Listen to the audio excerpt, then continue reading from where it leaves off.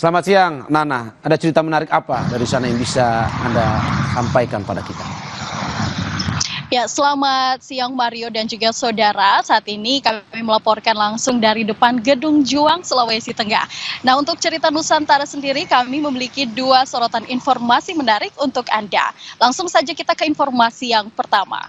Saudara, polisi menangkap 3 pelaku pencuri tong penampung air bantuan penyintas bencana.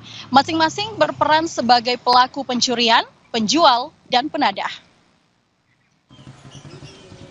Di saat warga di hunian tetap masih kesulitan air, ada sekelompok pencuri tandon air beraksi tak kenal waktu. Akibatnya ada 102 laporan polisi tentang kehilangan tong penampung airnya atau tandon air. Kepolisian sektor Mantikulore yang menerima laporan itu kemudian melakukan penyelidikan dan meringkus 3 orang pelaku. Ketiga pelaku yang ditangkap itu masing-masing berinisial HA dan AG, warga Kelurahan Tondo, Kota Palu, sebagai pencuri. Sedangkan pelaku lainnya sebagai penadah berinisial MH, warga Kabupaten Pasangkayu, Sulawesi Barat. Polisi berhasil mengamankan 23 barang bukti berupa tandon air, sementara sisanya masih diselidiki keberadaannya di wilayah Donggala sebelah utara dan Kabupaten Pasangkayu, Sulawesi Barat. Kapolsek Mantikulore Ibtu Siti Elminawati Hasibuan bilang ketiga pelaku ini melakukan aksi di waktu yang berbeda. Kronologis pencurian tandon ini ada kerjasama dari teman-teman mereka. Katakanlah mereka itu yang mengambil tandon tersebut itu 2 orang, hari ini berapa buah, kemudian selanjutnya juga berapa buah, sehingga mengakibatkan banyaknya tandon-tandon yang hilang di daerah Huntap.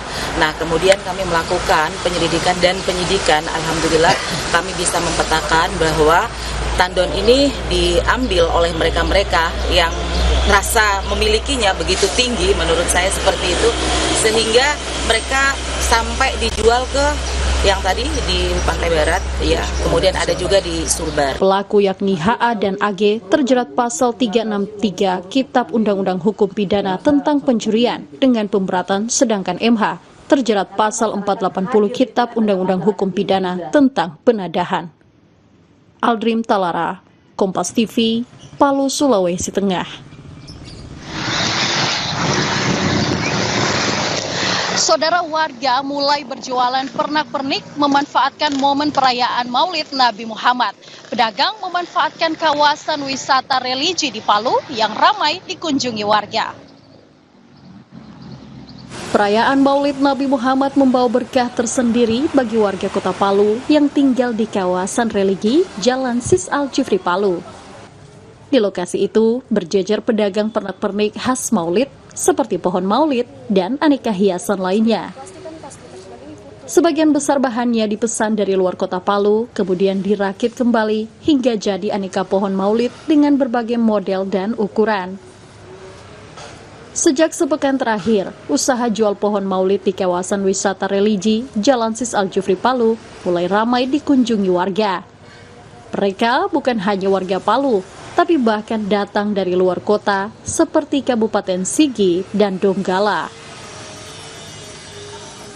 Harga jual pohon maulid tersebut bervariasi, tergantung model dan ukurannya yang dijual mulai Rp50.000 hingga Rp500.000. Pohon buatan tersebut dihiasi sedemikian rupa dengan warna yang beragam.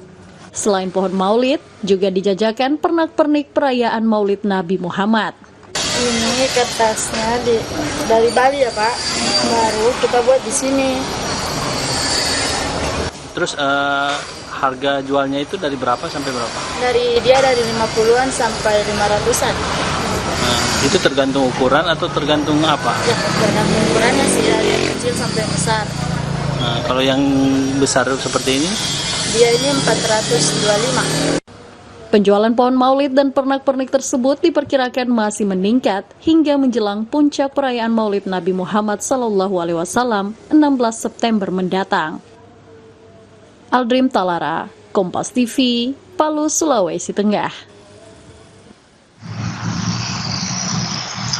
Mario dan juga saudara, demikian dua sorotan informasi dari Palu, Sulawesi Tengah untuk cerita Nusantara hari ini. Kembali ke studio. Terima kasih Nana Rahman atas cerita menariknya dari Palu, Sulawesi Tengah.